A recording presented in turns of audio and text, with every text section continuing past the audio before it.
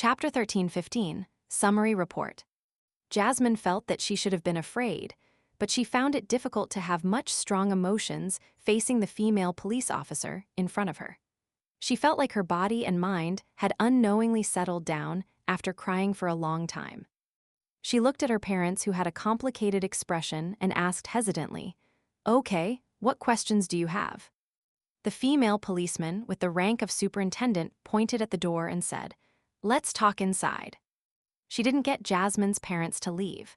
She only ordered the two police officers with her to guard by the door. After closing the door, she pulled a crude, round stool over and sat down without standing on ceremony, looking very relaxed. This immediately made Jasmine and her parents less tense. "You may call me Ma'am Gray."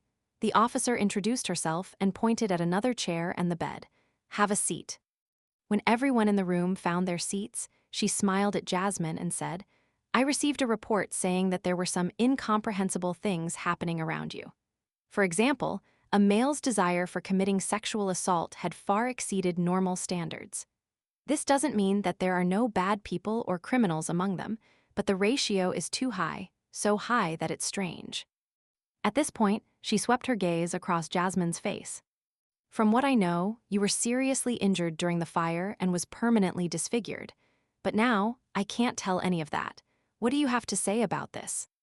Jasmine's heart tensed up again. She didn't dare hide anything and said in a panic, "I went out tonight to the municipal square to attend the carnival. While I was passing by a particular street, I encountered a wandering magician who called himself Merlin Hermes.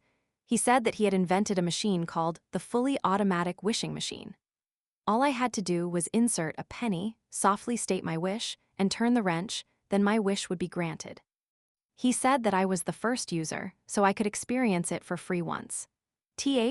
Then I was restored to my original state, having all my injuries healed.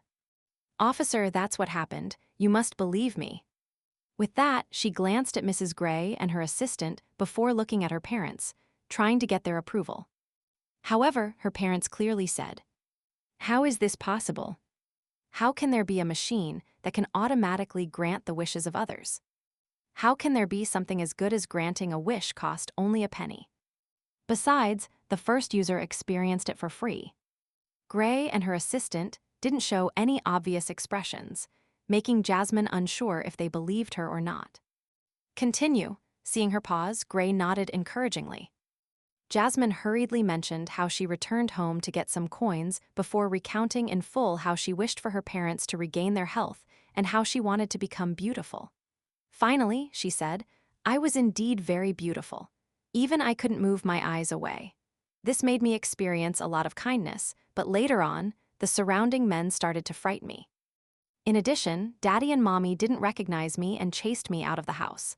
I was scared, very scared. I returned to the machine and made a third wish. Yes, that Mr. Merlin Hermes said that the first wish was free and wasn't part of the 3 wishes. In short, I returned to my original appearance and met you." Upon hearing these words, Jasmine's parents instantly thought of the beautiful burglar from before. Then, they realized that their bodies were indeed much healthier than before. Their vision had recovered and their arms had sufficient strength. Everything seemed different. They began to believe Jasmine's description, but they felt even more terrified. It was as if they had encountered a demon, exactly the same as those stories in folklore. Gray nodded gently. "I've seen many matters that are beyond your imagination, but this is the first time I've heard of something like a fully automatic wishing machine. Compared to a wishing lamp or wishing pool in folklore, this is too modern." After a pause, her expression turned serious. "As an experienced law enforcer, I'll give you 3 suggestions. First, don't believe in such things again from now on. Under most circumstances, the easy granting of wishes brings about a huge disaster. There's nothing wrong with describing it as the temptation of demons." Jasmine nodded heavily, indicating that she wouldn't dare to do it again. That final experience still left her feeling afraid. Secondly, go to the cathedral as soon as possible and repent to the bishop. Get him to purify you. Gray looked around and said, "Your entire family must go." Seeing that Jasmine and her parents were about to say that they already had this in mind, Gray turned to Jasmine. "My department still lacks some staff. you can consider joining us. This way, I can monitor your situation at any time and deal with any abnormalities in time. As for the salary, trust me, it's about the same as a civil servant. The salary is about the same as a civil servant. I can be protected. There's something that nice. Jasmine asked in disbelief, "What department is it?" Grace smiled and said, "I'll give you an address. Come to my office tomorrow and I'll fill you in on the details." All right. Jasmine was in a state of panic and unease. She would grab a life-saving straw the moment it appeared.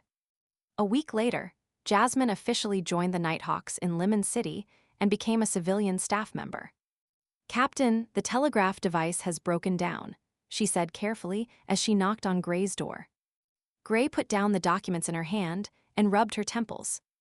"Report this to the police station and let them handle it." Seriously, I could have gotten the help of the machinery hive mind in the past. It was done in a quick and effective way. Now sigh. By the time Jasmine left, Gray picked up the documents and began to read them carefully. This was a piece of information that the Nighthawks had gathered regarding the fully automatic wishing machine. After Jasmine, this happened more than once. After flipping through the documents, Gray spread out a piece of paper, picked up a fountain pen, and began writing the official document for the Constant Archbishop and the Holy Cathedral. There have been many supernatural incidents in the city in the past week. It involves a special machine called the Fully Automatic Wishing Machine. According to the intel, it was created by a wandering magician who calls himself Merlin Hermes, but we haven't ruled out other possibilities. At least, I think that Merlin might be an illusion created by this machine, so as to lure people into making wishes. This machine is of a brass color embedded with opaque glass. Its surface has gears, bearings, rivets, metal pipes, and other components exposed on its surface. It seems to be a product of modern industrialization. Case 1, a young girl who was disfigured by a fire had met the fully automatic wishing machine at the municipal square. Her first wish was to revert back to her original appearance, and it was granted normally. Her second wish was to restore her parents' health, which was also granted normally. Her third wish was to become extremely, extremely, extremely beautiful. Then, she no longer looked like herself, and she had an irresistible charm to the men around her. She claimed that she was the first user of fully automatic wishing machine, which allowed her to have one free wish. With that, she canceled her third wish. Case 2, a retired soldier who participated in the war to defend Lemon was left with serious mental damage. He met the fully automatic wishing machine by the river. His first wish was to restore his mental state to a state before the war, and it was granted normally. His second wish was to become a little more handsome, so as to reach the standards of the male models on magazine covers. He also had it granted normally. His third wish was to obtain £100,000 and become a tycoon. Then, he caught the fancy of the owner of the Lemon United Steel Company, who wished to marry him, a lady with a wealth of nearly £200,000. This retired soldier didn't wish to accept her with her having a weight of more than 200 pounds and her shorter than average height. Furthermore, she's a violent, middle-aged woman.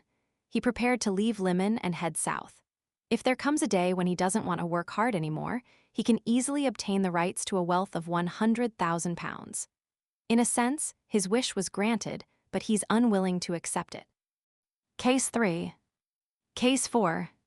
Case 5. A public school teacher met the fully automatic wishing machine near a storm cathedral.